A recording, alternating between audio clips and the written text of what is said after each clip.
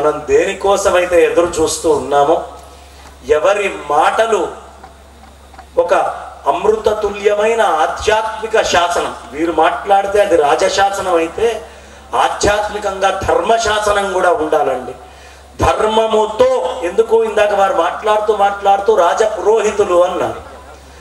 రాజపురోహిత శబ్దము ఎప్పుడు వాడతారయ్యా అంటే వారి ముఖతః వచ్చేటటువంటి మాట మాకు శిరోధార్యము అని చెప్పినప్పుడు. మన గ్రామ ప్రజలందరికీ కూడా ఇక్కడ కట్టేటటువంటి కట్టడాల్లో ఏ చిన్న సూచన, ఎక్కడ ఏ మూల, ఏ గ్రంథంలో ఎక్కడ ఏ అనుమానం ఉన్నా మనల్ని ధర్మపథంలో తీసుకెళ్తూ అటు ఇటు తప్పటడుగులు వేయకుండా సక్రమంగా నిర్మించడంలో, ధర్మబద్ధంగా నిర్మించడంలో ఇందాక రాజుగారు చెప్పినటువంటి అకౌంటబిలిటీ అనేటటువంటి పదం ఉంది చూసారా, అది చాలా పెద్ద మాట. ఆ అకౌంటబిలిటీ ఎప్పుడు మనిషికి ఉంటుందంటే మనిషిలో ధర్మం ఉన్నప్పుడు ఉంటుంది. ఆ ధర్మాన్ని ఎప్పుడు బోధించేటటువంటి ఆచార్యులు మనకు ఉండాలి. అలాంటి ఆచార్యులు శ్రీ విశ్వనాథ గోపాలకృష్ణ శాస్త్రి గారిని మనందరి కర్తాల ధ్వనుల మధ్యలో 4 మాటలు వారు అందించవలసిందిగా కోరుతూ, అంతకంటే ముందుగా వారిని పుష్పమాలాలంకృతుల్ని చేయవలసిందిగా మనందరి కర్తాల ధ్వనుల మధ్యలో, మేళతాళాల మధ్యలో మా నగేష్ గారిని నేను అభ్యర్థిస్తున్నా గట్టిగా.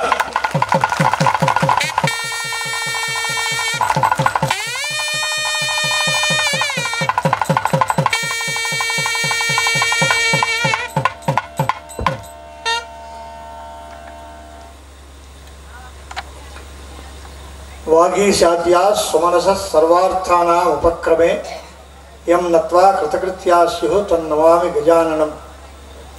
माला सुधा कुंभ विबोध मुद्रा विद्या विराजत्कर वारिजाताम् अपार कारुण्य सुधाम्बुराशिं श्री शारदाम्बां प्रणतोऽस्मि नित्यं। वक्तारमासाद्य यमेव नित्या सरस्वती स्वार्थ समन्वितासीत् निरस्त दुस्तर्क कलंक पंका नमामि तं शंकरमर्चितांघ्रिं। श्रीरामचंद्रः श्रित पारिजातः समस्त कल्याण गुणाभिरामः सीतामुखंभूरुह चंचरीकः निरंतरं मंगलमातनोतु। सदाशिव समारंभां शंकराचार्य मध्यमाम् अस्मदाचार्यपर्यन्तां वंदे गुरुपरंपराम्। शास्त्राब्धि पारदृश्वानं संगहीनं तपोनिधिं भजे श्री भारती तीर्थ गुरुं भद्रौघदायकं। विद्या विनय संपन्नं वेतरागं विवेकिनं वंदे वेदांत तत्वज्ञं विशेखर भारती। श्री गुरुभ्यो नमः। ఈ మహాసభ చాలా అద్భుతంగా రూపుదిద్దుకుంది. మొదట్లో నేను ఇక్కడికి వచ్చినప్పుడు ఈ సభ ఇంతసేపు ఉంటుంది అనుకోలేదు, ఉంటుందని ఆయన కూడా అనలేదు. 6ంటికి ఆరంభిస్తాం, 7:30కి మిమ్మల్ని రాజమండ్రి పంపిస్తాం అన్నాడు. ఇప్పుడు పొద్దున్న 7:30కి బయలుదేరి రాజమండ్రి వెళ్తామా అనేది కూడా అనుమానంగానే ఉంది. సాయంకాలం 6:30, 7:30 కాకుండా ఇంత ప్రశాంతమైనటువంటి వాతావరణంలో మన అందరి మనస్సుల్లోనూ ఉండేది ఒకే ఒక్క ఆలోచన, మన ధర్మం మనని రక్షించాలి, ధర్మస్య జయోస్తు అని అందరం అంటూ ఉంటాం. మన ధర్మాన్ని రక్షించుకోవాలి అంటే ధర్మానికి రక్షణ అంటే ఏమి అర్థం అంటే బ్యాంకులో పెట్టి లాకర్లో పెట్టి తాళం వేయడమో కాదు. ధర్మానికి రక్షణ అంటే ధర్మాన్ని ఆచరించడం మాత్రమే. ధర్మాన్ని ఆచరించినప్పుడే ధర్మం రక్షింపబడుతుంది తప్ప ధర్మాన్ని ఊరికే పక్కదారి పడుతూ అనేక రకాలైనటువంటి ఇబ్బందులకు గురి చేస్తూ ఉండేటువంటి వాళ్ళందరినీ ఒక తాటికి తీసుకొచ్చి వారందరినీ కూడా ధర్మ అనుయాయులుగా తీర్చిదిద్ది వాళ్ళలో సందేహాలు ఉంటే సందేహాలని దూరం చేసి, పొరపాట్లు భ్రమలు ఉంటే వాటిని తొలగించి, ఎదురు తిరిగిన వాళ్ళు నోరు పోయించి అనేక రకాలైనటువంటి రీతుల్లో సనాతన వైదిక ధర్మ సంస్థాపనం చేశారు జగద్గురు ఆదిశంకర భగవత్పూజ్య పాదాచార్యుల వారు. మనం ఎప్పుడు గుర్తుపెట్టుకోవాలి, శంకరాచార్య స్వామి వారే కనుక అవతరించి ఉండకపోతే ఈ దేశం పరిస్థితి ఇలా ఉండదు. శంకరాచార్య స్వామి వారు, వేదవ్యాసుల వారు, ఈ ఇద్దరు రెండు కళ్ళు, సూర్యచంద్రులు లాంటి వారు వారిద్దరు అని. మొత్తం వైదిక విజ్ఞానానికి అంతటికీ సూర్యుడిలాగా చంద్రుడిలాగా కాంతిని ప్రసాదింపజేసిన వాళ్ళు శంకరాచార్యుల వారు, వేదవ్యాస భగవానుడు.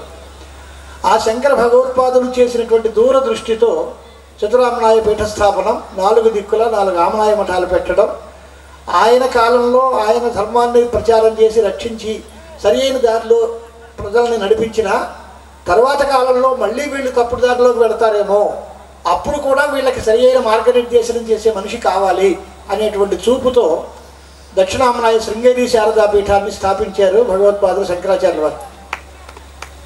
అలాగే పూరిలో మా రాజుగారి సందర్భంగా నిశ్చలానంద సరస్వతి స్వాముల వారి దర్శనం చేశాం. బంగారీ శర్మ గారు అందరూ ఆయన వల్లే వచ్చాము. అలాగే మొన్న విధుశేఖర భారతీ స్వాముల వారు కిమ్స్ కాలేజీలోకి వెళ్ళినప్పుడు కూడా స్వాముల వారిని తీసుకెళ్లేటువంటి పరివారంలో మేమందరం ఉన్నాం. ఇదిగో మనందరం ఈ వేదిక మీద కూర్చున్న వాళ్ళు, వేదిక ముందు కూర్చున్న వాళ్ళకి అందరికీ కూడా మనస్సులో ఉన్న ఆలోచన ఏంటి అంటే ఆ సనాతన వైదిక ధర్మం సనాతనంగా 10 కాలాల పాటు చల్లగా ఉండాలి, దాని నీడలో మనందరం బతికి పట్టగట్టాలి, అంతే. అది ఒకటే ప్రధాన లక్ష్యం. అంచేత ఈ వేదిక మీద ఉన్న మహానుభావులందరికీ నేను యథాపూర్వంగా వాళ్ళందరికీ నమస్కారాలు, ఆశీర్వచనాలు, సాధువాదాలు ఏదైనా అనొచ్చు. వారి యోగ్యతల్ని బట్టి వారు ఏది కోరుకుంటే అది.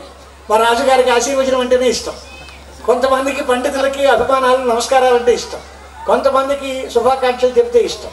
మొత్తం మీద ఎవరెవరికి ఏది ఇష్టమో వాటిని అన్నిటినీ నేను మనసులో సంభావిస్తూ పేర్లు చెప్పి కాలక్షేపం చేయను. అందరికీ భగవంతుడి యొక్క అనుగ్రహం పరిపూర్ణంగా కావాలి. ముఖ్యంగా శంకరాచార్య స్వామి వారి యొక్క దూరదృష్టి ఆ రోజుల్లో దేవుడి పేరు చెప్పి కూడా కొట్లాడుకునే పరిస్థితి ఉండేది. దేవుడు లేడనే వాళ్ళు కొట్లాడుకునే వాళ్ళు కొంతమంది, ఉన్నా మా దేవుడు గొప్ప అంటే మా దేవుడు గొప్ప అనేవాళ్ళు కొంతమంది, మా దేవుడి కోసం మీరెవరూ రావడానికి వీల్లేదు, మీ దేవుడి దగ్గరికి మేము రాము అని అడ్డుగోడలు కట్టి మనుషుల్ని విడతీసేసి ఎక్కడికక్కడ కల్లోలాలు, ద్వేషాలు ఇలాంటి వాటిని పరిస్థితులు తయారయ్యాయి ఆ రోజుల్లో. అలాంటప్పుడు ఆదిశంకరాచార్య స్వామి వారు చేసినటువంటి గొప్ప మాట ఏంటి అంటే అందరినీ సంఘటితపరిచారు, అందరిలోనూ ఐకమత్యాన్ని సృష్టించారు. ఇది దేవతలకి ఐకమత్యం వస్తే కానీ మనలో ఐకమత్యం రాదు అనేది విషయం గుర్తించారు ఆయన. కొంతమంది విష్ణు భక్తులు వేరు, శివభక్తులు వేరు, గణపతి భక్తులు వేరు, అమ్మవారి భక్తులు వేరు, అలా ఎవరి పెట్టుకు వాళ్ళు విడదీసేసుకుంటే వీళ్ళందరూ కలిసికట్టుగా ఓ చోట ఉండేది అక్కడ. అందరికీ కావలసిందంతా ఒకటే కనుక అందరినీ కలుపుదాం, అందరూ ఆమోదించి ఆచరించేటువంటి ఒక పూజా పద్ధతిని ప్రవేశపెడదాం అనేటువంటి ఆలోచనతో పంచాయతన పూజా పద్ధతి అంతకు ముందే ఉంది, మధ్యలో కొంచెం బీటలు వారింది, దాన్ని మళ్ళీ బాగా ఎస్టాబ్లిష్ చేశారు స్వామివారు. ఆ పంచాయతన పూజా పద్ధతిని ప్రవేశపెట్టి అందరిలోనూ కూడా ఒక ఐకమత్యం, ఈ దేవాలయం మంది అని గణపతి భక్తులు దీన్నే మంది అనుకోవాలి, సూర్యనారాయణమూర్తిని సేవించేవాళ్ళు దీన్ని ఇది మంది అనుకోవాలి, విష్ణుమూర్తిని సేవించేవారు దీన్ని మంది అనుకోవాలి, రేపు పొద్దున శివుడికి అభిషేకాలు చేసేవాళ్ళు ఇది మంది అనుకోవాలి. అలాంటి స్థాయిలో పంచాయతన క్షేత్రం తయారవ్వాలి, పంచాయతన పూజా పద్ధతి ప్రవేశపెట్టాలి అనేది స్వాముల వారి యొక్క ఆశయం. ఆ దాన్ని మనకి ఆచరణలో పెట్టేటువంటిది శృంగేరి శారదాపీఠం జగద్గురువులు భారతీ తీర్థ మహాస్వాముల వారు పుంభావ శంకరుడు. ఆదిశంకర భగవత్పాదులు శంకర అపరావతారంగా మేము భావిస్తాం మేమందరం. శంకరాచార్య స్వామి వారు ఎంతటి దార్శనికులో, ఎంతటి తత్వవేత్తలో, ఎంతటి మహాకవులో అంతటి తత్వవేత్తగా, మహాకవిగా, మహాదార్శనికులుగా, గొప్పగా మార్గదర్శకులుగా చూపించేటువంటి తత్వం భారతీ తీర్థ మహాస్వాముల వారిలోనూ తత్కరకమల సంజాతులైన విధుశేఖర భారతీ మహాస్వాముల వారిలోనూ కూడా మనం చూస్తాం. అలాంటి మార్గదర్శకులు మనకు దొరికినప్పుడు వారి అనుగ్రహ ఆశీస్సులతో మనం ఏదైనా ఒక కార్యక్రమం చేపడితే దాని లోకక్షేమం కలుగుతుంది. ప్రధానంగా ధర్మం గురించి రకరకాల మాటలు చెప్పారు. ఇప్పుడు ఎక్కడ మొదలెట్టాలో ఎక్కడ తేలాలో తెలియని పరిస్థితి. పెద్దలందరూ చాలామంది మంచి మంచి మాటలు చెప్పారు. రాముడి గురించి ప్రారంభం చేశారు. రాముడు ధర్మానికి ఒక రూపకల్పన, రామో విగ్రహవాన్ ధర్మ, ధర్మం రక్షింపబడాలి అన్నాం. ధర్మం ఎక్కడ ఉంటుంది, ఎలా ఉంటుంది అంటే కనపడేది కాదు. కానీ రామచంద్రమూర్తి ధర్మస్వరూపుడు. ఆయన ధర్మమే రాముడు, రాముడే ధర్మం అన్నంతగా రాముడు ఆచరించి చూపించినటువంటి ధర్మాన్ని మనం మానవులుగా మనం ఆచరించుకోవాలి. ఆయన నారాయణమూర్తి అనుకున్నాడు రైటే, కానీ ఆయనంతటా ఆయన అనుకోలేదు. ఆత్మానం మానుషం మన్యే. ఇక్కడ విచిత్రం గమనించాలి మనం. రాముడు దేవుడా మనిషా అని అంటే ఆయన దృష్టిలో ఆయన మనిషి, ప్రజల దృష్టిలో అందరిలోనూ ఆయన రాముడు, శ్రీరామచంద్రమూర్తి, శ్రీమన్నారాయణమూర్తే అని మనందరం ఆయన అనాలి. అంతే తప్ప ఆయన నేను దేవుడిని అనుకుంటే అసలు వచ్చిన కార్యక్రమమే చెడిపోతుంది. అంచేత ఆయన మానవుడుగా ఉత్తరించి మానవ లోకానికి మార్గదర్శకత్వం వహించి మానవులు ఎలా జీవించాలో తాను ఆచరించి చూపించినటువంటి మహోదాత్త పురుషుడు ఆయన. ఆయన యొక్క మార్గదర్శకత్వంలో మనందరం నడుస్తున్నాం. దీంట్లో ప్రజల యొక్క నాడి ఎలా ఉంటుంది అంటే కోరికలు ఉంటాయి సహజంగా. కొంతమందికి నాకు విద్య కావాలి అంటారు, మరికొంతమందికి నాకు డబ్బు కావాలి అంట, మరికొంతమంది నాకు ఆరోగ్యం కావాలి అంట, మరికొంతమంది మాకు శత్రువులు రోగాలు రాకుండా ఉండాలండి అంట. ఇలా రకరకాలుగా ఉంటాయి కోరికలు. కానీ అందరూ కోరికలు తీర్చాలి అంటే ఏదో ఒక్క క్షేత్రానికి వెళ్ళి ఒకే దేవుణ్ణి ఆరాధిస్తే అన్ని కోరికలు తీరవు. గణపతి దగ్గరికి వెళ్తే విఘ్నాలు పోతాయి, సూర్యనారాయణమూర్తిని ఆరాధిస్తే ఆరోగ్యం వస్తుంది, జగదంబ దుర్గాపరమేశ్వరి చండికాపరాదేవతని ఆరాధిస్తే శత్రుక్షయం రోగక్షయం కలుగుతుంది, ఇవన్నీ అవుతాయి. శివుడిని ఆరాధిస్తే పరమశివుడు ఐశ్వర్యప్రదాత అంటాం, అలాగే మోక్షదాత నారాయణుడు మోక్షదాత అంటాం. ఈ రకం అన్నీ కలపాలి అంటే పంచాయతన క్షేత్రం కావాలి. మరి ఈ అగ్ని ఎక్కడొచ్చాడండి అంటే పంచాయతన క్షేత్రము శివ పంచాయతన క్షేత్రము అనేది ప్రసిద్ధంగా కనిపిస్తుంది. ఈ అగ్నిని కూడా పూజించాలి అని ఎక్కడ చెప్పారంటే మనకి బాగా దేవీ భాగవతం చదివే ప్రవచనం చేసే అలవాట్లు ఉన్నాయి. దాంట్లో శ్లోకం ఉంది, దినేశంచ గణేశంచ వహ్నిం విష్ణుం శివం శివాం అని ఉంది వాక్యం. వ్యాసుడు గారు చెప్పిన మాట ఇది. దినేశంచ గణేశంచ వహ్నిం విష్ణుం శివం శివాం అంటే 6 వచ్చారు. దినేశుడు అంటే సూర్యనారాయణమూర్తి, గణేశుడు అంటే గణపతి, వహ్ని అనే దానికి అగ్నిహోత్రుడు, విష్ణుమూర్తి నారాయణమూర్తి, శివం అంటే పరమశివుడు, శివాం అంటే అమ్మవారు. ఇప్పుడు ఈ 6 వచ్చారు. ఇది ఆ దేవీ భాగవతం వచనం ప్రధానంగా పెట్టుకుని వేదవ్యాసుల వారు చూపించిన మార్గదర్శనంలో మనం ఇక్కడ అగ్నిపూర్వకంగా శివపంచాయతన క్షేత్రం పెడతాం, అగ్నిహోత్రం కూడా పెట్టుకుంటున్నాం. ఈ అగ్నికి కారణం ఏమిటి అంటే దేవతల్ని తృప్తిపరచడానికి మన శాస్త్రాలు చెప్పినవి 2 మార్గాలు, ఒకటి అగ్నిముఖంగాను ఒకటి బ్రాహ్మణ ముఖంగాను అన్న. దేవతల్ని తృప్తిపరచాలి అంటే దేవతలకు స్వయంగా మనం ఏదైనా ఇస్తే వెళ్ళదు. మాకు గురువుగారు చెప్తూ ఉండేవారు, ప్రకాష్ శాస్త్రి గారు, ఉత్తరం వేయాలి అంటే ఆ ఉత్తరం పోస్టుడుక్కలో వేస్తే అవుతుంది, కానీ ఉత్తరం తీసుకెళ్ళి మన ఇంట్లో టికెట్ పట్టుకుంటే వెళ్ళదు. ఉత్తరం రాసాము, సంతకం పెట్టాము, రైటే. అది ఎక్కడ వేయాలో అక్కడ వేస్తే వాళ్ళకి చెందుతుంది తప్ప అది వేయకపోతే చెందదు. అలాగే అగ్నిహోత్రంలో వేసిన ఆహుతులు అయితేనే అగ్నౌ ప్రాస్తాహుతికి సమ్యక్ ఆదిత్యం ఉపతిష్టతే. అగ్నిలో ఆహుతి వేస్తే అది ఆదిత్యుడి దగ్గరికి వెళ్తుంది. ఆదిత్యాధ్యాయతే వృష్టికి ఆ క్రమంలో ఆదిత్యుడి దగ్గర నుంచి వర్షాలు పడతాయి, పంటలు పండుతాయి, మనకు అభివృద్ధి వస్తుంది, ఆకలి తీరుతుంది. ఇవన్నీ తర్వాత మాట. అంచేత మనిషి కోరుకునేటువంటి అన్న సమృద్ధి కావాలన్నా ముందు అగ్నిలో హోమం చేయాలి.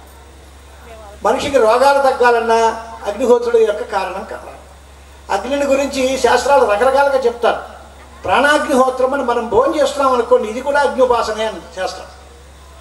ఎవరికో పెట్టడం కాదు, మనం అన్నం తినేటువంటి అన్నం ప్రాణాహుతులు అనేటువంటి పేరుతోటి 5 ఆహుతులు ఇస్తాం. దీనికి ప్రాణాగ్నిహోత్రము అని పేరు. ఇది చాందోగ్యోపనిషత్తులోనూ వాటిల్లోనూ చాలా విస్తారంగా ఉందనుకోండి. ఇప్పుడు సమయాన్ని బట్టి నేను దానిలోకి వెళ్ళను. అంచేత అగ్ని ఉపాసన అనే దానికి ఇందాక మన వాళ్ళు చెప్పారు, అనంతలక్ష్మ గారు చెప్పారు. పూర్వకాలంలో మహిళా తల్లులు మన మాతృమూర్తులు అన్నం వండేటప్పుడు కూడా 4 గింజలు అగ్నిహోత్రంలో వేసి తర్వాత అన్నం వండేవారు. వైశ్యదేవం చేసి అగ్నిలో సంస్కరింపబడినటువంటి అన్నాన్ని మాత్రమే తినేవారు. దానికి సంకల్పం ఏమిటి అంటే అన్నశుద్ధి ద్వారా ఆత్మశుద్ధి అర్థం అని. మనం తినే అన్నం శుద్ధమైతే మన ఆత్మశుద్ధి అవుతుంది, అంతఃకరణం శుద్ధమవుతుంది. అన్నం చెడు అన్నం తినే ఎలా పడితే అలాగా ఎక్కడ పడితే అక్కడ దొరికిన అన్నం తినేస్తే మనస్సు వికలమైపోతుంది. మనస్సు వికలమైపోయే మనస్సుకు శుద్ధి లేకపోతే సదాచారము ధర్మము దూరంగా పోతాయి. అంటే వీటికన్నిటికీ కూడా మూల కారణం ఏమిటి అంటే అగ్ని ఆరాధనము, ప్రాణాగ్నిహోత్రము, తినే అన్నం దగ్గర, ఆహారం దగ్గర, విహారం దగ్గర జాగ్రత్త పడడం అనేది అవసరం. ఇంకొక మాట కూడా అతి తక్కువ సమయంలో ముగించడానికి కొన్ని మాటలు మనం మాట్లాడుకోవాలి. ఇవాళ లోకమంతా చెడిపోయిందండి. ఎవరికి ధర్మం పట్ల శ్రద్ధ లేదు. ధర్మం చెయ్యాలన్న వాళ్ళు వినరు. ఇలాంటి మాటలు వినిపిస్తున్నాయి మనందరికీ. మనకి చెయ్యాలని ఉన్న పరిస్థితి అనుకూలంగా లేదు, లేదా చెయ్యాలని చెప్పేవాళ్ళు తక్కువే, చేసేవాళ్ళు అంతకంటే తక్కువ. ఇలాంటి మాటలు వినిపిస్తుంది.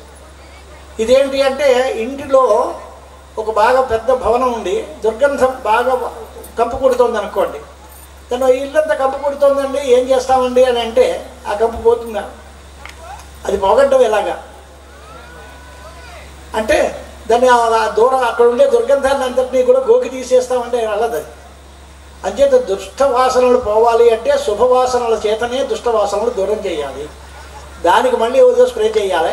మంచి సుగంధ పరిమళ ద్రవ్యాన్ని దానిలోకి జోడిస్తే అప్పుడు అక్కడ ఉండేటువంటి మాలిన్యం పోతుంది. గోడకి మాలిన్యం పట్టింది అంటే దాని మీద మళ్ళీ వైట్ వాష్ దాని మీద రంగులో ఏదో వేస్తే ఆ పార్ట్ పోయి కొత్తది అందంగా కనిపిస్తుంది. అలాగే సమాజంలో ఉండేటువంటి ఈ రకమైన చెడ్డ వాతావరణం సరి అయిన వాతావరణాన్ని ప్రచారం చేయడం ద్వారానే పోతుంది తప్ప చేయకపోతే అది పోతుంది. అది పాడైపోతుంది ఏడ్చినంతకాలం ఏం ఉపయోగం లేదు. ఆ పాడైపోయేదానికంటే పెద్దది చిన్న గీతని పెద్ద గీత పెట్టినట్టుగా ఆ దుష్ట ప్రచారానికి తగిన ధీటుగా మన ప్రచారం బాగా ఉండాలి. సనాతన ధర్మ ప్రచారం సాగాలి. ఈ ప్రచారం సాగినప్పుడు అది అడుగు. అంతేగాని ఈ ప్రచారం లేకపోతే అదే విజృంభిస్తూ ఉంటుంది. అడిగేవాళ్ళు లేకపోతే పేటలేకపోతాడు. చెప్పిన తర్వాత ఏంట్రా ఏం చెప్పేవాళ్ళు అంటే ఆగిపోతాడు. అడిగేవాడు ఉండాలి. అలా అడిగేవాడు ఉండడం వాడి మీద ద్వేషంతో అడగడం కాదు, మన మతాన్ని మనలో ఉండేటువంటి గొప్పతనాన్ని మనం వ్యాప్తి చేయాలి. అలా వ్యాప్తి చేసినప్పుడు సనాతన ధర్మం యొక్క గొప్పతనం సమాజంలో అందరిలోకి కూడా వెళుతుంది. అప్పుడు అందరూ దీని వైపే మొగ్గు చూపుతారు తప్ప దీన్ని దూరంగా అట్టపెట్టుకుందామనే ఆలోచన ఉండదు. అంచేత సనాతన ధర్మం యొక్క ప్రచారం చాలా అవసరం. దీనికి ఉపనిషత్తుల్లో కూడా చిన్న కథలు ఉన్నాయి. ఒక 5 నిమిషాలు మరి ఎలాగైనా తప్పదు కదా. మైక్ ఇచ్చిన తర్వాత నన్ను మానేమని మీరు అనలేరు, నేను మానడం నాకు ఇష్టం లేదు. అంచేత ఒక 5 నిమిషాలు భరించాలి.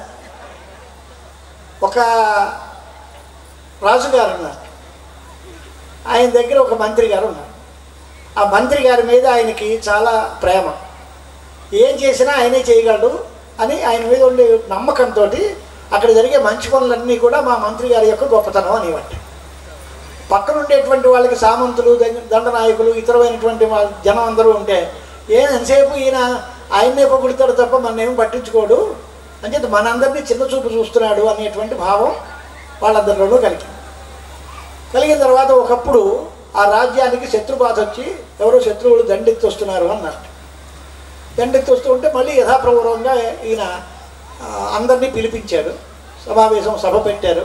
ఇప్పుడు మన దేశం కొంచెం పరిస్థితి అనుకూలంగా లేదు, శత్రువుల దాడికి గురవుతున్నాం, చేత మనందరం సంఘటితంగా వచ్చి కృషి చేసి దాన్ని అంతటినీ ఎదుర్కోవాలి అని చెప్పి మీరందరూ కూడా దీన్ని సహకరించండి అని చెప్పాడు. వాళ్ళు ఏకగ్రీవంగా ఏమన్నారంటే, ఉన్నారు కదండి మీ మంత్రి గారు ఆయన చూస్తారులేండి, మీరు ఎప్పుడు చూసినా మీ మంత్రి గారు అనే అన్నారు కదా, మరి ఆయనే చూస్తాడు మేమెందుకు అనే రకంగా వాళ్ళు ఒక సహాయ నిరాకరణోద్యమంలాగా తయారు చేశారు. ఈయన అన్నాడు, రాజుగారు అడిగి ఏమన్నా మీరు ఇలా అంటున్నారు, మరి వాళ్ళందరూ ఇలాగా ఏమి కలిసికట్టుగా ఉన్నీలా లేదు, కనిపించట్లేదు అని. పోలేండి స్వామి, మీ నమ్మకం మా మీద ఉంటే ఆ నమ్మకంతో మేము పనిచేసేస్తాం, ఈ శత్రురాజులని ఓడించి వచ్చి దంగా చేస్తాను అని. ఆయనకి నమ్మకస్తులైనటువంటి వాళ్ళు కొంతమంది ఆయన సైన్యం ఉన్నారు, వాళ్ళతోటి ఆ శత్రువులతోటి యుద్ధంలో పోరాడాడు, దానికి జయం కూడా వచ్చింది, రాజుగారికి జయం లభించింది. అంతవరకు బాగానే ఉంది. మర్నాడు పొద్దున ఏమైంది అంటే ఈ జయం ఎవరి వల్ల వచ్చింది అనే దగ్గర తేలాలి కదా. వాళ్ళందరూ కలిసి వచ్చి వీటికంటే ముందు ఏమంటో మీరు ఏదో మంత్రి గారు అన్నారు, కానీ ఆ మంత్రి గారు ఏమీ లేదు, అసలు ఉన్నాడో లేదో తెలియదు, ఆయన ఎక్కడో కాలం చేసినట్టుగా మాకు వార్తలు వస్తున్నాయి, ఆయన పోయాడు, మేమందరం కలపడ్డాం కనుక ఇది నిలబడింది అంచేది ఇదంతా మాదేనండి అన్న. వాళ్ళందరూ చేసింది వాళ్ళు కాదు, చేసింది మంత్రి గారు వారి సైన్యమే. కానీ వాళ్ళ ప్రచారం ఏమిటి అంటే వాళ్ళు మేమే చేసాము, మీ మంత్రి గారు లేరు అని. మంత్రి గారు చివరికి వాళ్ళ వాదన ఏమిటి అంటే బతుకున్న మంత్రిని కూడా చచ్చిపోయాడని చెప్పారు. పాపం రాజుగారు నమ్మకం అంతే, వాళ్ళందరూ చెప్పారు కదా అని వినేసి అయ్యో పాపం మంత్రి పోయాడు అనుకున్నట్టు వదిలేశాడు. ఇంకో ఆ సేపు పోయిన తర్వాత ఇంకో 1-2 నెలలు పోయిన తర్వాత ఆ రాజుగారు మళ్ళీ వేటకెళ్ళాడు. వేటకెళితే అక్కడ మంత్రి గారు విరక్తుడై ఓ సన్యాసం దగ్గర కూర్చొని అక్కడ సోమవారి ఒక చెట్టు కింద కూర్చొని తపస్సు చేసుకుంటూ కూర్చున్నాడు. కారణం ఏంటి అంటే మనం ఇంత పని చేసాం కదా, మనకి తగిన గుర్తింపు లేదు, ఆ రాజుగారు మన ఏమో ఉన్నవా పాడే వాళ్ళని విమర్శించలేదు, వాళ్ళు చెప్పిన మాటను విన్నాడు, అది అంచేత మనకి ఇంకెందుకు అనవసరం కాలని అక్కడికి వెళ్ళక్కలేకుండా ఇక్కడే కూర్చున్నానని వైరాగ్యంతో ఆ అడవిలో తపస్సు చేసుకుంటూ కూర్చున్నాడు. ఈయన వేటాడికి వెళ్ళడానికి వెళ్ళినటువంటి అడవి ఉందో ఆ అడవిలోనే ఉన్నాడు. అప్పుడు వాళ్ళందరికీ మళ్ళీ గుండెల్లో రైళ్లు పరిగెట్టాయి. మళ్ళీ మంత్రి గారు ఈ రాజు గారికి కంటపడతాడేమో, ఇప్పుడు ఆయన బతుకున్నవాడిని కాస్త చచ్చిపోయాడని మేము చెప్పాము, ఇది మన శిరస్సు తీసేస్తాడు ఈయన, మన అందరికీ పెద్ద శిక్ష పడుతుంది అని దీనికోసం మళ్ళీ ఇంకో ప్రణాళిక ఏం చేశారంటే మళ్ళీ రాజుగారి దగ్గరికి వచ్చారు. వాళ్ళందరూ వచ్చి స్వామి మీకు మీ మీద ఉండే ప్రభుభక్తితోటి మీ మంత్రి గారు ఇప్పుడు దెయ్యం వైపు ఎక్కుతుంటున్నాడు, ఈ ప్రాంతంలోనే తిరుగుతున్నాడు, ఏ క్షణంలోనైనా మళ్ళీ మీ కనిపించవచ్చు, మీరు జాగ్రత్తగా ఉండండి అంటే నిజంగానే మంత్రి కనిపించాడు. కనిపిస్తే వాడు దెయ్యమని అనుకున్నాడు. ఈ రాజుగారు పక్కన దిగిపోయాడు. అంటే ప్రచారం ఎంత దుర్మార్గమైన పని చేస్తుంది, బతుకున్న వాడిని చంపేస్తుంది, బతుకున్న వాడిని దెయ్యాలు చేస్తుంది. ఈ రకమైనటువంటి దుష్ట ప్రచారం ఉన్నప్పుడు దానికి ధీటుగా మనం సరియైన ప్రచారం కూడా చేయాలి కదా. ఆ చెయ్యకపోతే ఏమవుతుంది, నేను బతికే ఉన్నానండి ఆయన చెప్పలేదు, ఆయనకి తగినటువంటి వాళ్ళు 10 మంది ఆయన ఉన్నాడండి మీరు చచ్చిపోయారు అనుకోకూడదండి అని వీళ్ళు చెప్పలేదు. ఇదిగో అలాంటి ఆ మంత్రి గారి పరిస్థితి మన సనాతన ధర్మానికి తయారవుతుంది. ఈ ధర్మం ఉందా లేదు, సంస్కృతం భాష ఉందా లేదా, అది మృత భాష అండి ఎప్పుడో చచ్చిపోయిందండి అని వేస్తున్నారు. సంస్కృతం చచ్చిపోవడం ఏంటయ్యా, దేశంలో అందరిలోనే ఉంది కదా, సంస్కృతం మృత భాష ఎలా అవుతుంది అనిగేవాళ్ళు లేడు. మన మాతృభాషోద్యమం అని రేపంతా మా జొన్నవిత్తుల వారు మహదేవమణి గారు వీళ్ళంతా తెలుగు భాషే చచ్చిపోతుందనే పరిస్థితి వచ్చింది. తెలుగు చదివేవాళ్ళు లేడు, తెలుగు మాట్లాడేవాళ్ళు లేడు, మన భాషను గుర్తించేవాళ్ళు లేడు, మన ధర్మాన్ని ఆచరించేవాళ్ళు లేడు. ఇది పరితాపం మనందరిలో. ఇప్పుడు దీనికి పరిష్కారం ఏమిటి అనేది, ఇదిగో ఇలాంటి మహాసంస్థ ఏదైనా తయారైతే ఈ సంస్థలో మన ధర్మానికి ప్రచారం కావాలి, మన భాషకి ప్రచారం కావాలి, మన గోసేవ అలాగే వైద్యం విద్య అభివృద్ధి ఇవన్నీ మన వాళ్ళని మన సమాజాన్ని మన సంప్రదాయాన్ని గౌరవించుకుంటూ మనకు కావలసిన కోరికలన్నీ తీర్చాలి. దాంట్లో దైవానుగ్రహం కొంత ప్రధానం. కానీ ఈ భూమండలం ఎవరి మీద ఆధారపడి ఉంది అని ఒక ప్రశ్న. దానికి సమాధానంగా మన పెద్దలందరూ చెప్పే శ్లోకం ఒకటి ఉంది. గోభిర్విప్రయిశ్చ వేదయిశ్చ సతీభి సత్యవాదిభి అలుబ్ధైర్ దానశీలయిశ్చ సప్తభిర్ధార్యతే బహి. గోవుల వల్ల ఈ ప్రపంచం నిలబడింది, విప్రుల వల్ల నిలబడింది. విప్రులు అంటే బ్రాహ్మణులు, బ్రాహ్మణులు అంటే బ్రాహ్మణ జాతిలో పుట్టిన వాళ్ళందరూ కాదు. వేదాధ్యయనం చేసి వేదోక్తంగా కర్మకాండాలను వాళ్ళు ఆచరిస్తూ మనందరి చేత చేయిస్తూ ఉన్న వాళ్ళు ఎవరైతే ఉంటారో వాళ్ళని విప్రులు అన్నారు. వాళ్ళు వేదములు అంటే గోవులు ఒకటి, వేదవేత్తలైన బ్రాహ్మణోత్తములు, వేదాలు, తర్వాత సత్వీహిభిహి అంటే పతివ్రత స్త్రీలు. ఆ తల్లుల వల్లే ఈ ధర్మం నిలబడి. స్త్రీషు దుష్టాషు జాయతే వర్ధసంకర అని భగవద్గీతలో గీతాచార్యుడే చెప్పాడు. స్త్రీల వల్ల సనాతన ధర్మం నిలబడుతుంది, మహిళామతుల వల్లే ధర్మం ప్రచారం అవుతుంది. చిన్నప్పటికే చిన్నపిల్లలకి చెప్పాల్సిన వాళ్ళు తల్లే, మొదటి గురువు తల్లే అవుతుంది. అంచేత తల్లులందరూ మన ధర్మాన్ని కట్టుబడి ఉండాలి అంటే ఇది బాగా ఉంటుంది. మా అమ్మాయి కట్నం ఎక్కువ కావాలి, మా అబ్బాయి మా కోడలు మా కాదు, మా అమ్మాయి వేరు కోడలు తక్కువ అంటే అక్కడ తేడా వచ్చినా స్త్రీలలోనే రావాలి, బాగుపడినా స్త్రీలలోనే రావాలి. సనాతన ధర్మాన్ని బాగు చేయాలన్నా దీన్ని ప్రచారం చేయాలన్నా మహిళామూర్తులు అందరూ నడుం కట్టి మీరందరూ తిండపడితే మీ కుటుంబం అంతా దీనికి రక్షణగా ఉంటుంది. అప్పుడు మీ మాట కాదన్నారు మీ పిల్లలందరూ. అలాగా సతీభిగి సత్యవాదిభిగి నిజం పలికేటువంటి వాళ్ళు, సత్యం పలికే వాళ్ళు కొంతమంది ఉండాలి. వీటన్నిటికంటే పై మెట్టు అలుబ్ధయ దానశీల ఇష్టార్, లోభం లేకుండా దానం చేసేటువంటి వాళ్ళ వల్ల ఈ జగత్తు నిలబడుతుంది. దానం చేస్తే జగత్తు నిలబడడం ఏంటి అంటే మీరు దానం చేస్తే ధర్మకార్యాలు సాగుతాయి. మీరందరూ 10 రూపాయలు ఖర్చు పెడితే దానివల్ల నాకేం వస్తుంది అని కాదు, ఈ చేయడం వల్ల మనం ఇచ్చినటువంటి ఒక ప్రతి రూపాయి వల్ల సనాతన ధర్మానికి పునాదులు బలపడతాయి, సనాతన వైదిక ధర్మానికి సంబంధించిన కార్యక్రమాలన్నీ సాగుతాయి, దానివల్ల లోకక్షేమం కలుగుతుంది అనేటువంటి ఉద్దేశంతో సనాతన ధర్మ ప్రచారానికి ఏ ఒక్క రూపాయి మీరు సద్వినియోగం చేసినా అది చాలా కోటిగుణితం అవుతుంది. హర్షుడు నైషధంలో శ్లోకం రాశారు.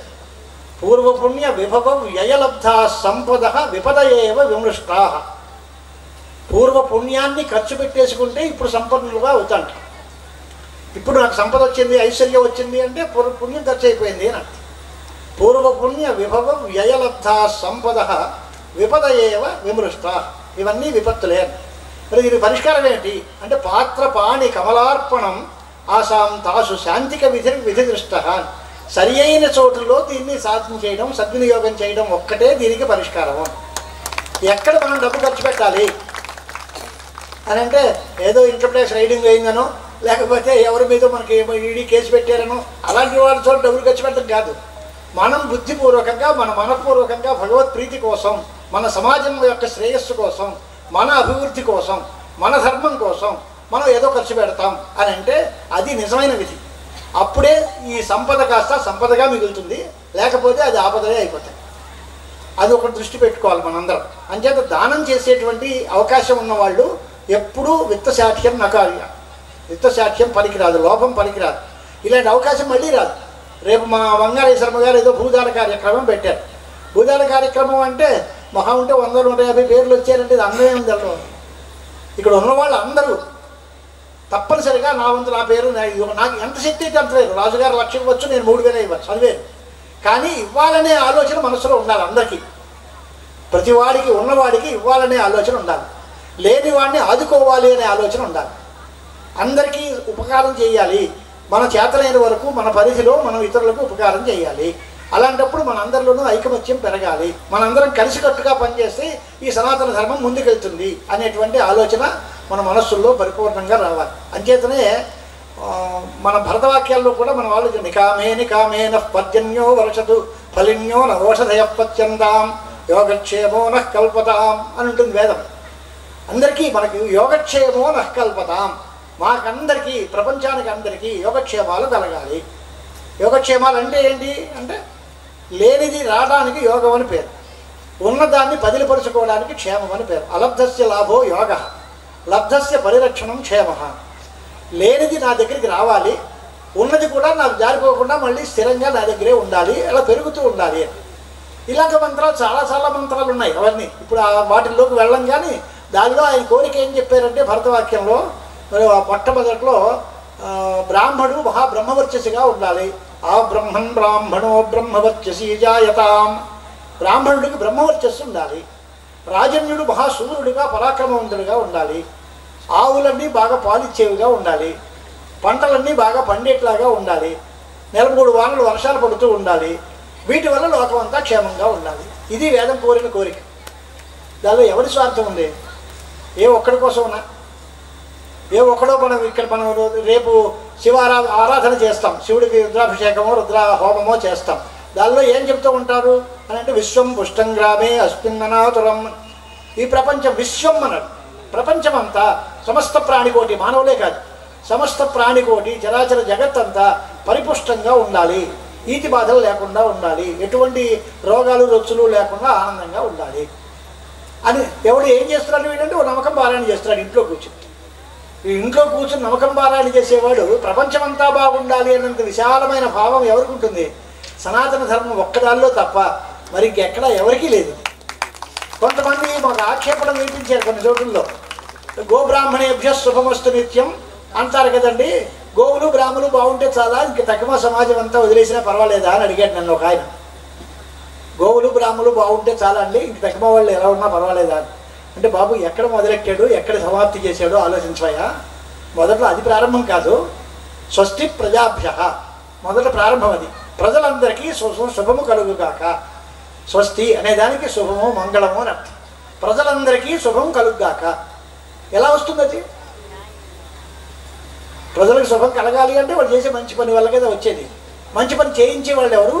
ఎలా దేనితో చేయాలి? వేదాలు బ్రాహ్మణోత్తములు లేకపోతే అవి చేయడం కుదరదు. కనుక స్వస్తి ప్రజాభ్య పరిపాలయంతాం న్యాయేన మార్గేణ మహీం మహీషాహ. మా రాజుగారు ఉన్నారు కనుక చెబుతున్నాను. ప్రజలందరికీ క్షేమం కలగాలి. నాయకంపల్లి ప్రజలందరికీ విద్య వైద్యం ఆరోగ్యం అన్ని రకాల మేలు జరగాలి అంటే అలాంటి ఆలోచన కలిగిన ఒక రాజుగారు ఇక్కడికి వచ్చి నేనున్నాను అంటే అవన్నీ వస్తాయి. కానీ అలా నిలబడే మనిషి లేకపోతే ఏమొస్తాయి? ఇక్కడికి వచ్చేదానికి మార్గం ఏమిటి అంటే ప్రజల పరిపాలకుడైనటువంటి రాజులు ధర్మబద్ధంగా ఉండాలి. వాళ్ళు పరిపాలయంతాం న్యాయేన మార్గేణ మహీం మహీషాహ. ఈ భూమిని అంతటినీ రాజులందరూ సక్రమమైన మార్గంలో పరిపాలింతురుగాక ఇది చెప్పి దాని తర్వాత గోబ్రాహ్మణేభ్య శుభమస్తు నిత్యం అన్నారు. ఆ సరైన కాలం రావాలి అంటే వాళ్ళు మంచి పనులు చేయాలి. కనుక వాళ్ళ కోసం ద్రవ్యాలు కావాలి కాబట్టి గోక్షీరం కావాలి, లేకపోతే ఆవు పెరుగు కావాలి, లేదా చివరికి ఆఖరికి గోమయం గోమూత్రం కావాలన్నా అవే కావాలి. శుద్ధి కావాలన్నా పంచగవ్య ప్రాశన చేయాలి. దానికోసం గోవులు కావాలి. ఆ మంత్రాలను ఉచ్చరించి మనందరి చేత పనులు చేయించడానికి బ్రాహ్మణులు కావాలి. ఇలాగ గోబ్రాహ్మణేభ్య శుభమస్తు నిత్యం. అక్కడితో ఆగేమంటే లేదు, లోకాస్తమస్త సుఖనోభవంతో అని క్లోజ్ చేసి. అంటే ఎండింగ్ ప్రాసెస్ ఎక్కడ, స్టార్టింగ్ పాయింట్ ఎక్కడ? మొట్టమొదట్లో స్వస్తి ప్రజాభ్య అందరికీ సుఖం కలగాలి అనే కోరిక. దాని మధ్యలో ఇది ఒక మార్గం, గోవులు బ్రాహ్మణులు సుఖంగా ఉండాలి అనేది ఒక తప్పనిసరిగా చేసేటువంటి ఒక సాధనం. దీనివల్ల లోకాలన్నీ క్షేమంగా ఉండాలి. ఇది సనాతన ధర్మం యొక్క స్వరూపం. అంటే సనాతన వైదిక ధర్మం ఏ ఒక్కరికి చెందింది కాదు, అందరి యొక్క బాగోగులు చూసేది, అందరూ బాగుండాలి అని కోరుకునేది. అంచేత దాన్ని పుష్టి చేయడం మనందరి కర్తవ్యం. ఇందాక చెప్పినట్టుగా శుభవాసన దుర్వాసనని దూరం చేస్తుంది అన్నట్టుగా మనం ఎంత వైదిక ప్రచారం వైదిక ధర్మ ప్రచారం చేస్తామో దానివల్ల దుష్ట సంస్కారాలు దూరం అయిపోతూ ఉంటాయి. మన పిల్లలకి కూడా దీని మీద శ్రద్ధ భక్తి విశ్వాసం అన్నీ కలుగుతాయి. దానికోసం మనం ప్రచారం ఇబ్బడి ముబ్బడిగా చెయ్యాలి. ఇనుడి ఇంకా ఇంకా చేస్తూ ఉండాలి. ఇందాక రాజుగారు చెప్పినట్టుగా రేపు ఈ ప్రతిష్టా కార్యక్రమం ఆలయం బాగా కడతాం. కట్టిన తర్వాత దానిలో అర్చకులు ఎవరు ఉంటారండి అని ఒక ప్రశ్న. ఎన్నో ఆలయాలు మాకు తెలుసు, ఆలయాలు వచ్చారు, అర్చకులు లేరు. అక్కడ కార్యక్రమాలు జరగడానికి ఇంకొక గొప్ప విశేషం ఏంటంటే ఆలయం అద్భుతంగా కట్టేశాం, అక్కడికి ఎవరు భక్తులు రావటం లేదండి, దానికి ఆదాయం లేదు, ఎలా మెయింటైన్ చేయాలో తెలియట్లేదండి. ఇది కూడా ఒక మాట ఉంది మా దగ్గరే. ఎవరో బయట వాళ్ళని ఏమో అనం, మా మఠాలలోనే శృంగేరి మఠానికి సంబంధించిన ఆలయాల్లోనే ఈ పరిస్థితి. అంటే దీన్ని మనం బాగు చేయడంలాగా అంటే ఆలయం కట్టడం ఎంత అవసరమో, ఆలయం యొక్క అభివృద్ధి ఎంత అవసరమో, దానిలో ప్రజలందరూ భాగస్వాములు అవ్వడం కూడా అంతే అవసరం. ప్రజలు లేకపోతే ఆలయం ఎందుకు? ఎవరు వస్తారని ఎవరి కోసం అండి ఇది? విద్యార్థులు లేకపోతే విద్యాలయం ఎవరికి ఎందుకు? రోగులు లేకపోతే హాస్పిటల్ ఎందుకు? అలాగే దేవాలయాలు అంటే భక్తులు లేని దేవాలయాలు ఎవరి కోసం? అంచేత మనందరిలోనూ భక్తి ప్రచారం కావాలి. మనందరం దేవాలయం కావాలనుకోవాలి. వచ్చిన తర్వాత దానిలోకి వెళ్ళి మనం దేవతా పూజలు చేసి దాని అనుగ్రహాన్ని మనం సంపాదించుకోవాలి. అలాంటి మంచి ఆలోచన ప్రజల్లో వ్యాప్తి చెందినప్పుడు ఇలాంటి ఆలయాలన్నీ అభివృద్ధి చెందుతాయి. అంచేత శివపంచాయతన క్షేత్రం చాలా అద్భుతమైన క్షేత్రం. దీనిలో ఒక దేవుడు గొప్ప ఒక దేవుడు తక్కువ అని లేదు. ఈ సందర్భంలో పంచాయతన క్షేత్ర మహిమ యొక్క గొప్పతనాన్ని చాటేటువంటి వ్యక్తులు అందరూ సమాజంలో ఉండే సమైక్యతని కూడా కోరుకుంటున్నారు. అందరూ ఏకంగా ఉండాలి అనే భావమే తప్ప ఒక దేవుడు మార్గాలు అనేటువంటి వాళ్ళకి విద్వేషాలకు అవకాశం ఉంది. అలా కాకుండా అందరూ బాగుండాలి. నీ ఇష్టం వచ్చింది నువ్వు చేసుకో, నీ ఇష్టం వచ్చిన దేవుణ్ణి నువ్వు పూజ చేసుకో, ఆ పేరు ఊరు నీ ఇష్టం, ఎలా కల్పించినా మాకేమీ ఇబ్బంది లేదు అనేటువంటి భావంతో శివపంచాయతన క్షేత్రం అగ్నిక్షేత్రంగా ఇది ఆవిర్భవిస్తోంది. చాలా గొప్ప క్షేత్రం. దీనిలో ఇవాళ మనం పొద్దున్న నుంచి చేసిన కార్యక్రమానికి ఆ మాట అనుకోకపోతే మనం చాలా పాడు చేసిన వాళ్ళం అవుతాం. దుర్గా సప్తశతి పారాయణం చేసి చండీ హోమం చేసుకుని అమ్మవారిని స్మరించకపోతే ఈరోజు మనం చేసిన దాన్నే వృధా అయిపోతుంది. అంచేత ఆ ఒక్క మాటలో చెప్పేసి ముగించేస్తాం. దుర్గా సప్తశతి అనే గ్రంథం మార్కండేయ పురాణంలో గ్రంథం. ఆ దానిలో ఒక రాజుగారు ఒక వైశ్యుడు వారిద్దరూ అనేక ఇబ్బందులు పడి రాజ్యం పోయి అష్టకష్టాలు పడుతున్న ఒక రాజుగారు, వ్యాపారంలో నష్టపోయి కుటుంబ సభ్యులందరూ వదిలేసినటువంటి ఒక వైశ్యుడు, ఇద్దరు మార్గమధ్యంలో కలుస్తారు. వాళ్ళ కష్టాలు ఒకరికొకరు చెప్పుకుంటారు. దీనిలోంచి మనం బయటపడడం ఎలాగా అంటే ఒక మహర్షి తపస్యాలి అయినటువంటి ఆయన దగ్గరికి వెళతారు. ఆ మునీశ్వరుడు అమ్మవారిని పూజ చేసుకో అని ఆ మంత్రోపదేశం చేసి దాని విధి విధానాలు చెప్పి ఈ చండీ హోమం, చండీ పారాయణం, చండీ యాగం ఇలాంటివన్నీ చెప్పి దీనివల్ల మీకు కోరికలు తీరుతాయి అని చెప్పారు. ఇదంతా కూడా ఆధ్యాత్మికమైన మోక్షం కోసం కాదు, వాళ్ళది ఇహలోకంలో మేము కష్టాల్లోంచి బయటపడాలి, సుఖంగా ఉండాలి, కడుపు నిండా అన్నం తినాలి, మా రాజ్యం మాకు రావాలి, నా వ్యాపారంలో నాకు లాభం రావాలి, నష్టపోకూడదు. ఇది లౌకిక దృష్టి.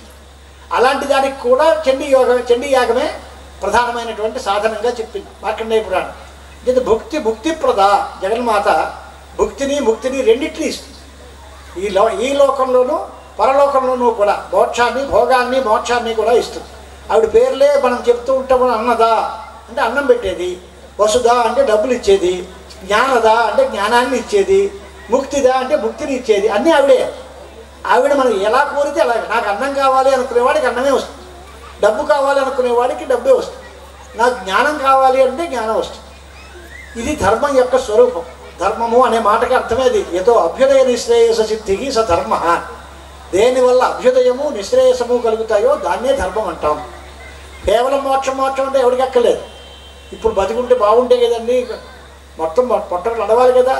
దీనికోసం మనం ఏం చేయాలి అంటే ఇది కూడా కలుగుతుంది అని ఇప్పుడు రాజుగారి భరోసా. అది మీకు ఉపాధి ఇస్తాము, ఎన్ని ఉద్యోగాలైనా మేము ఇస్తాము, మీరు బాగా చదువుకోండి, చదివిస్తాము, దానికి చదువు వచ్చిన తర్వాత ఉపాధి ఇస్తాము, దానికి తగినటువంటి యోగక్షేమాలు చూస్తాము, ఆరోగ్యం కోసం వైద్యాలయాలు పెడతాము, వీటితో పాటు భగవద్భక్తిని నువ్వు చేసుకో, ఆ భగవద్ అనుగ్రహం చేత ఇవన్నీ బాగా మనకి సత్ఫలితాలను ఇస్తాయి అనేటువంటి కోరికతో జగదంబని మనం ధ్యానం చేశాం. ఆ దుర్గా పరమేశ్వరి నవారణ మంత్రంతో దుర్గా పరమేశ్వరిని అర్చించి పూజించేటువంటి విధానాల్లో చండీ సప్తశతి అనేది సర్వ విఘ్నాలని పోగొట్టేటువంటి కార్యక్రమం. దానిలో ఆ చివరి శ్లోకాలు సర్వస్వరూపే సర్వేశే సర్వశక్తి సమన్వితే భయేభ్య త్రాహినో దేవి దుర్గే దేవి నమోస్తుతే అని. మనకు భయాలు తొలగించేది, ఆపదల్ని రూపుమాపేది, మనకి సమస్త విధమైన సుఖాల్ని ఇచ్చేది ఎవరికండి అంటే శరణాగత దీనార్థ పరిత్రాణ పరాయణ అని పేరు ఆవిడ. శరణాగతులు, దీనులు, ఆర్తులు వాళ్ళందరినీ రక్షించడమే ఆ తల్లి యొక్క లక్షణం. అంచేతే క్షుధాతృషార్థాహ జననీం స్మరంతి అన్నారు శంకరాచార్యుల వారు. ఆకలి దప్పితో బాధపడే వాళ్ళు అమ్మా అని అడుగుతారు తప్ప దారిపోయేవాడిని ఎవరిని పిలిచి పలకరించరు. అంటే ఆ జగన్మాతే మనకందరికీ రక్షణ కల్పించాలి అనే ఉద్దేశంతో చండీపరాదేవత యొక్క అనుగ్రహం కోసం సప్తశతి పారాయణం, దాని హోమం అన్నీ జరిగాయి. ఇవాళ రేపు ఆరోగ్యం భాస్కరాదిచ్చేత మహామాఘి. ఇవాళ మాఘ పౌర్ణమి చాలా గొప్ప పర్వం, మహామాఘి అని పేరు. దీనికి మన వాళ్ళందరూ సముద్ర స్నానం చేశారు పొద్దున్న. చాలా మంచి కార్యక్రమం. ప్రతిరోజు సముద్రం ముట్టుకోకూడదు.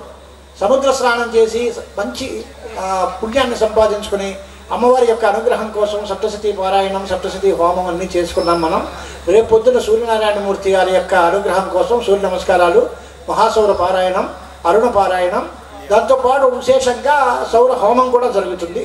దాని తర్వాత మనకి గణపతి కోసం గణపతి చతురావృత తర్పణం అనే పేరుతోటి గణపతి అనుగ్రహానికి ఒక తర్పణం ఉంటుంది. అలాగే గణపతి మంత్రంతో పాటు యథాశక్తిగా ఏదో 100 సార్లు తక్కువ కాకుండా దానికి హోమం కూడా చేసుకుంటాం. తర్వాత శివపరంగా రుద్ర అధ్యాయంతో చక్కగా రుద్ర నవక పారాయణలు చేయడం, దానికి 11 సార్లు తక్కువ కాకుండా అభిషేకం చేయడం, రుద్ర హోమం నిర్వహించడం, ఇవన్నీ కార్యక్రమాలు ఉంటాయి. అది మరి శివ పంచాయతనం అంటున్నారు కదా, మీరు చెప్పినవన్నీ అమ్మవారి గురించి, గణపతి గురించి, సూర్యనారాయణమూర్తి గురించి, శివుడి గురించి చెప్పారు తప్ప విష్ణుమూర్తి గురించి చెప్పలేదు అని అంటారేమోనని దానికి సీతా కళ్యాణం మొట్టమొదట్లో విష్ణుప్రీతిగా శ్రీరామచంద్రమూర్తి యొక్క అనుగ్రహం కోసం విష్ణుప్రీతిగా మనము సీతా కళ్యాణం నిర్వహించుకుంటున్నాం. మొదట్లోనే చెప్పారు, దాంతోనే నేను ముగించేస్తాను. రాముడికి ఈశ్వరుడికి ఉండే సంబంధం రామేశ్వర అనే శబ్దంలోనే ఉందట. రామేశ్వర అనే శబ్దానికి అర్థం ఏంటి అంటే రాముడికి ఈశ్వరుడు అంటే రాముడు సేవకుడు, ఈశ్వరుడు ప్రభువు అనే అర్థం వస్తుంది. అది షష్ఠీ తత్పురుష సమాసం చేస్తే. అలా కాదు, రాముడే ఈశ్వరుడుగా గలవాడు అని బహురీహి చేస్తే రాముడే దైవం అవుతాడు, ఈశ్వరుడు కింకరుడు అవుతాడు. అంటే ఈశ్వరుడు తక్కువ, రాముడు ఎక్కువ. అంటే వయంతు బ్రోమహ రామశ్చాస ఈశ్వరశ్చ. రాముడు వేరు, ఈశ్వరుడు వేరు, రెండు లేవయ్యా. ఆ రాముడే ఈశ్వరుడు, ఈశ్వరుడే రాముడు. మా రాముడే మా ఈశ్వరుడు, మా ఈశ్వరుడే మా రాముడు. ఆ ఇద్దరికి తేడా లేదు. కర్మధార ఏం చెప్తున్నాం తప్ప ఆయన గొప్ప, ఈయన తక్కువ, ఈయన తక్కువ, ఆయన ఎక్కువ, ఈ మాటలు ఏం లేవయ్యా. మీరు రాముడు అని పిలవండి, మేము శివుడు అని పిలుస్తాం. ఇది ఒకటే చైతన్యమూర్తి ఆయన. ఆ చైతన్యం, శుద్ధ చైతన్యం ఒకటే రకంగా ఉంటుంది. యద్ ఆదిత్యగతం తేజ యత్ చంద్రమసి యచ్చాగ్నవు తత్ తేజో విద్య మామకం అని కృష్ణ పరమాత్మ చెప్పాడు.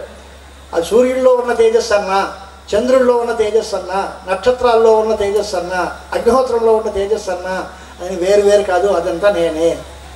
ఇంకా పై మాట ఏంటి అంటే యద్యద్విభూతి వత్సత్వం సేమది ఊర్జితమేవా దత్తదేవ అవగచ్చత్వం మమ తేజవంశ సంభవం అన్నట్టు. ఇంకా పెద్ద మాట.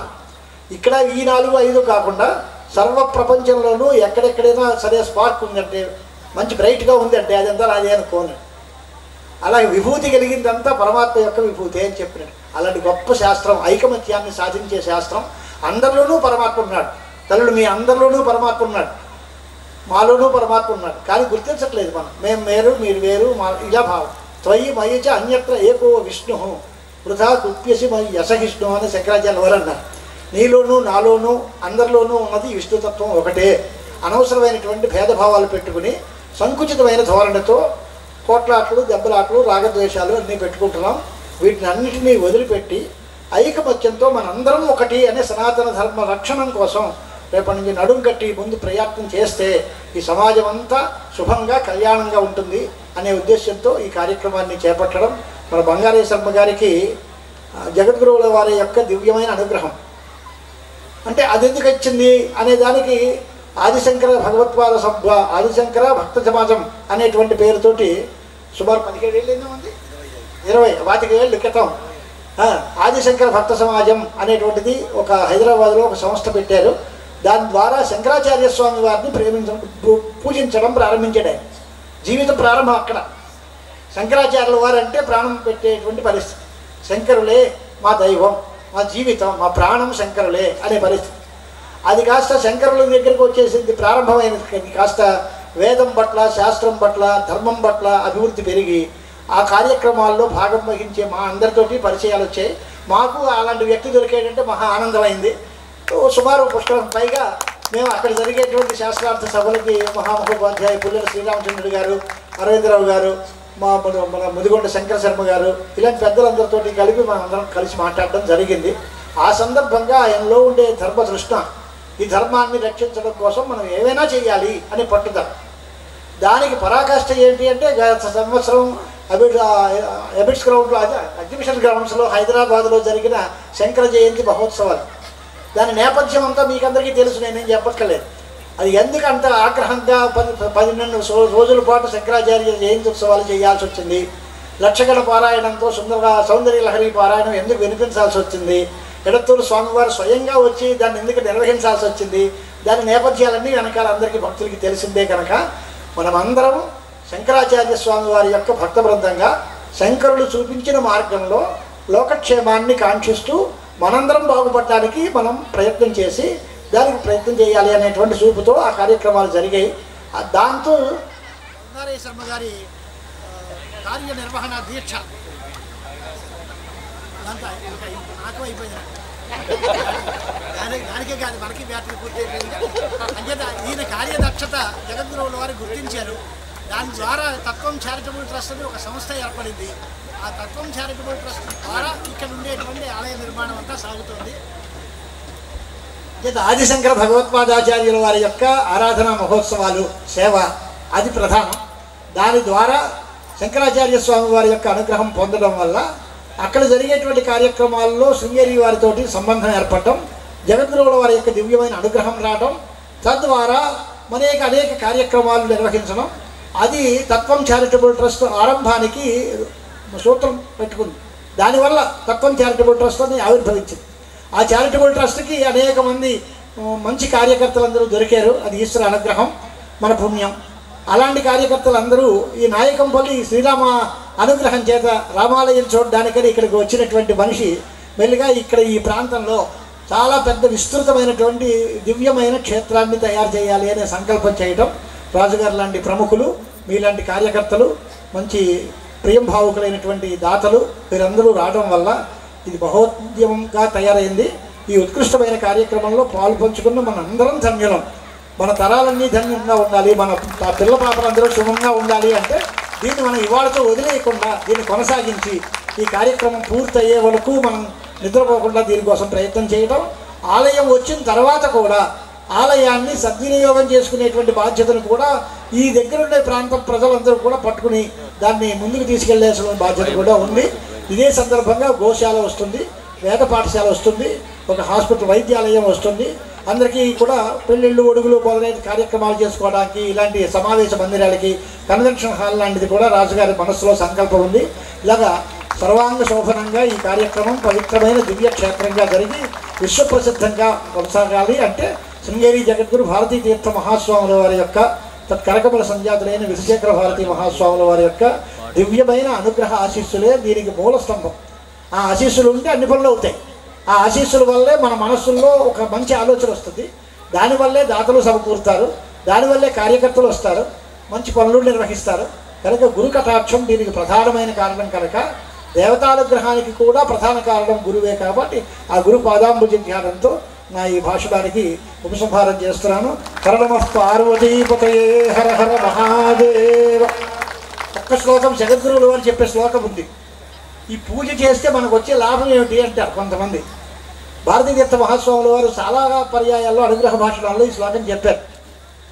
వపుః ప్రాదుర్భావాదనుమితమిదం జన్మని పురారే నక్వాపి క్వచిదపి భవంతం ప్రణతవాన్ నమన్ ముక్త సంప్రత్యతనురహం అగ్రేప్యనతిమాన్ ఇది ఈశ క్షంతవ్యం తదిదం అపరాధద్వయమభి అని శ్లోకం చెప్తూ ఉండేవారే. ఇప్పుడు చెప్పారు చాలాసార్లు. భగవత్పాదులే మనకి ఒక మార్గం చెప్పారు. మనిషిగా పుట్టినటువంటి వాడు అనుకోవలసిన పని ఏంటి అంటే, నేను ఇప్పుడు జన్మించాను కనుక నేను గత జన్మలో ఎప్పుడూ శివుడికి నమస్కారం చేయలేదు, అది ఒక తప్పు. గతంలో కనుక శివుడికి నమస్కారం చేసి ఉంటే నాకు ఈ జన్మే ఉండేది కాదు. కాబట్టి వపుః ప్రాదుర్భావాత్, నేను మనిషిగా పుట్టాను కనుక, శరీరం వచ్చింది కనుక నేను ఊహిస్తున్నాను స్వామి నిన్ను నేను ఎప్పుడూ గత జన్మలో పూజించలేదు, అదొక తప్పు. నమన్ముక్త సంప్రతి అతను అగ్రేపి అనతిమాన్. ఇప్పుడు నేను నమస్కరిస్తున్నాను, నాకు మళ్ళీ జన్మ ఉండదు, తర్వాత మళ్ళీ జన్మలో నీకు నమస్కారం చేసే యోగ్యత కూడా నాకు ఉండదు అంటే జన్మరాహిత్యమే వస్తుంది. కాబట్టి ఈ 2 తప్పుల్ని నువ్వు క్షమించు అని శంకరులకి అప్పీల్ చేశారు. దీని అర్థం ఏమిటి అంటే గత జన్మల్లో ఎవరైనా ఎప్పుడైనా ఎవరికి భగవంతుడిని పూజ చేయకపోయినా ఈ జన్మలో మనం భగవదర్చనం చేస్తే మళ్ళీ జన్మరాహిత్యానికి కూడా మనం నోచుకోవచ్చు, దానివల్ల అంత గొప్ప ఫలం ఉంది అని. ఇందాక మన ఇంకొక మాట చెప్పారు, యాచకుడు అని. యాచకుడు సంగతి కూడా ఇదే మాటకి గురుగారు చెప్తూ ఉండేవారు. ద్వారం ద్వారా మతన్ భిక్షు శిక్షత్యేవ నతు యాచతే అదత్వా మాదృశో మాభూ దత్వా త్వం త్వాదృశో భవాన్. ఇంటికి వచ్చిన బిచ్చగాడు మన దగ్గరికి వచ్చి యాచించి చెయ్యి చేసి యాచించట్లేదు, మనకు పాఠం చెప్పడానికి వస్తున్నాడు అన్నట్టు. ఏమిటి పాఠం అంటే, నేను గత జన్మలో ఏమీ ఇవ్వక ఈ పరిస్థితిలో ఉన్నాను, మీరు కనుక మళ్ళీ ఇచ్చి మీ స్థితిలో ఉంటారో ఇవ్వకుండా నా వెనకాలే వస్తారో ఆలోచించుకోండి అని. అంటే దానం చేస్తే ఐశ్వర్యవంతులై ఇచ్చే స్థితిలో ఉంటాం, దానం చెయ్యకపోతే మళ్ళీ యాచించే పరిస్థితి మనకి వస్తుంది. అంచేత ఉన్నవాడికి దానం చేయాల్సిన అవసరం ఎంతైనా ఉంది అనేది ఆ యాచకుడు మనకి చెప్పే పాఠం అన్నది. ద్వారం ద్వారా మతం భిక్షు శిక్షత్యేవ నతు యాచతే అదత్వా మాదృశో మాభూ దత్వా త్వం త్వాదృశో భవ. అంచేత మేమందరినీ నేను మనసారా కోరుకునేది ఏంటి అంటే, సంపన్నులైన వాళ్ళు ధనదానం చేయండి, ఆర్థికంగా. శారీరక బలం ఉన్నవాళ్ళు శారీరకంగా కార్యకర్తలుగా ఇక్కడ సహకారం అందించండి. కేవలం డబ్బు ఒక్కటే దానం కాదు, మనస్సు పెట్టి 10 మందిని కూడకట్టడం, ఇక్కడ శారీరకమైన శ్రమ చేయడం, అన్నదానం చేయడం, రకరకాల మంచి మాట సాయం చేయడం, ఇవన్నీ కాకపోయినా చిట్ట చివరికి మాకు ఇచ్చిన మణిమాణిక్యాలు ఇచ్చినట్టు అంటే దీన్ని చెడగొట్టకుండా దీని మీద అపప్రచారం చేయకుండా ఉండడం అంతకంటే గొప్పదానం. అంచేత ఇది అక్కర్లేని పని, ఇది అనవసరమైన పని, అబ్బాయి ఇది అయ్యేదా, ఇలాంటి మాటలు మాట్లాడకుండా దీన్ని పుష్టి చేయండి, చేతనైన సాయం చేయండి, లేకపోతే నమస్కారం పెట్టి ఊరుకోండి. శుభం. గట్టిగా ఒకసారి కరతాళ ధ్వనులతో